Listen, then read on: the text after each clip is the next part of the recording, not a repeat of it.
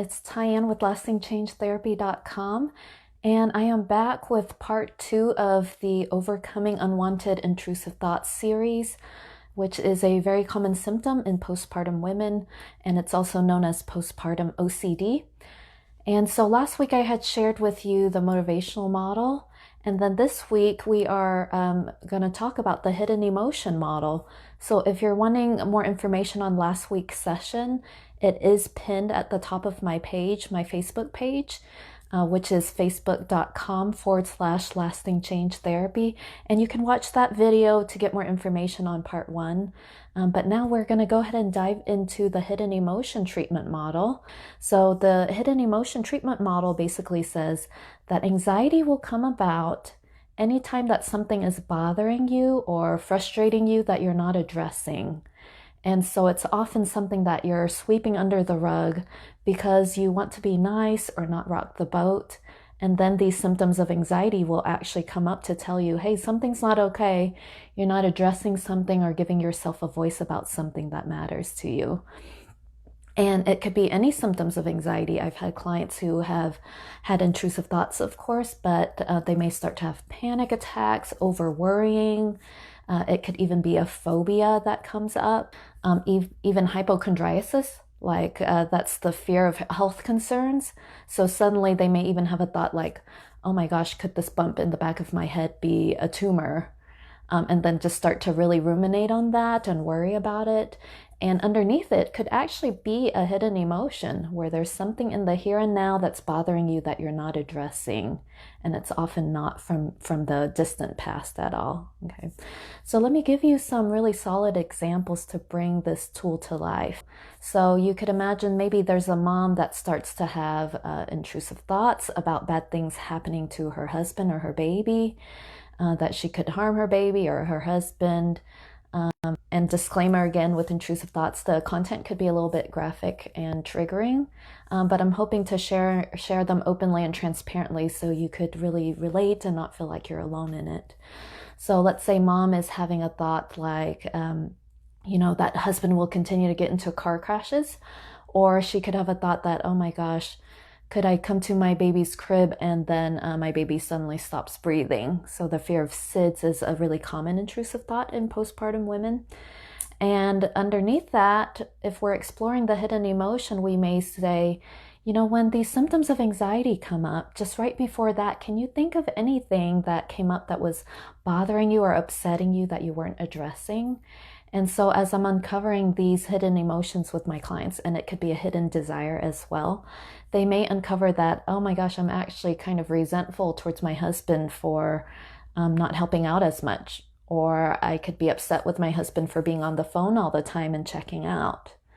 I've had plenty of clients who maybe husbands overworked or weren't as hands-on, or they actually felt really lonely in this motherhood journey, and that sometimes they felt like husbands could be more involved. And so actually these intrusive thoughts or other symptoms of anxiety could come up to say, hey, you need to give a voice to your anger, your frustration, and resentment in your relationship.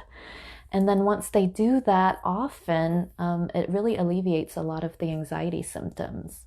Okay. So there's 2 parts to the hidden emotion. The first part is insight, where you have to figure out what is going on that's bothering me or frustrating me that I'm not giving a voice to. And often it's because you're nice and you don't want to hurt someone's feelings or rock the boat.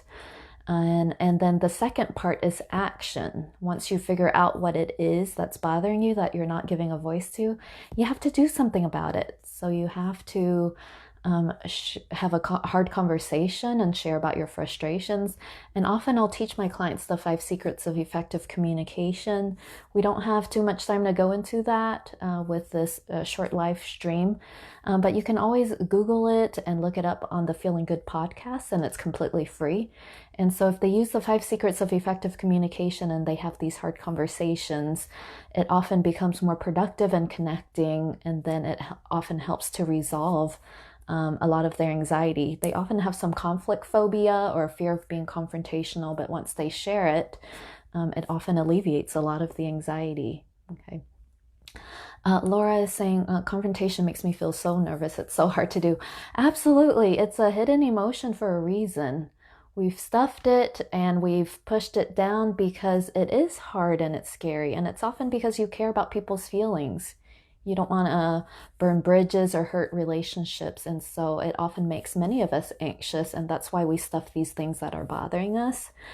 And the good news is that once we figure out what it is, we can really do some practice and then address whatever's bothering us. And then we could get a lot of relief from our struggles. Even intrusive thoughts, I've had clients who just this treatment model alone has alleviated their symptoms with intrusive thoughts, and they didn't even need to use many of the other treatment tools that I have for them, like exposure therapy, which I'll share with you on February 8th, the part 4. Okay, so I said there's 2 parts. First is insight, figure out what it is that's bothering you. The second part is action. You have to do something about it. Sometimes it's sharing your frustration towards whoever. Often I've seen it be towards the partner.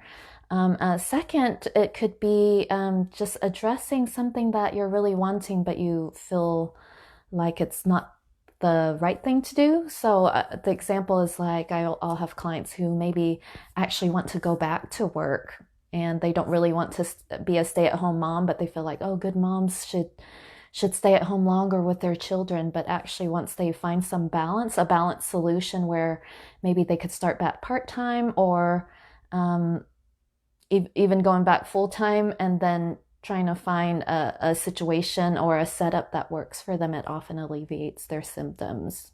Okay.